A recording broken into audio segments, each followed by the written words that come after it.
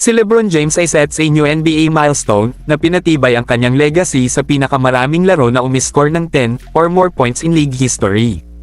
Muling pinatatag ni LeBron James ang kanyang pwesto sa mga talaan ng history ng NBA, naging all-time leader in games, with 10 or more points during the Los Angeles Lakers laban sa Sacramento Kings.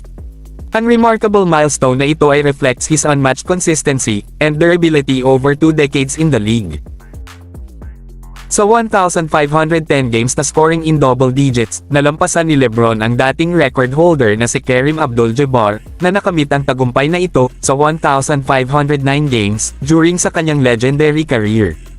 Kasama sa listahan ng mga players na nasa likod ni LeBron sina Karl Malone, 1,441 laro, Dirk Nowitzki, 1,373 laro, at Kevin Garnett, 1,260 laro. Ang mga figure na ito ay naglalarawan ng longevity at dominance required upang maabot ang mga such heights, ngunit ang achievement ni LeBron ay namumukod tangi dahil sa kanyang ability to maintain elite performance in a faster, more physically demanding modern NBA.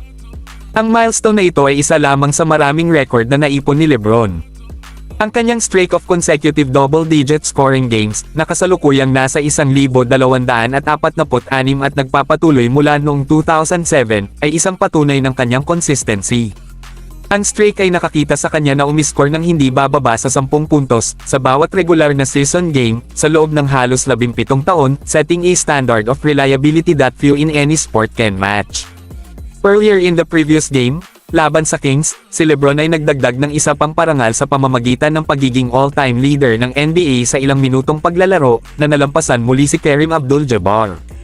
Ang mga tagumpay na ito ay nagdaragdag lamang sa kanyang legacy bilang all-time leading scorer ng liga, isang titulong nakuha niya sa nakalipas na 2 season nang ipasa niya ang record ni Kareem na 38,387 career points.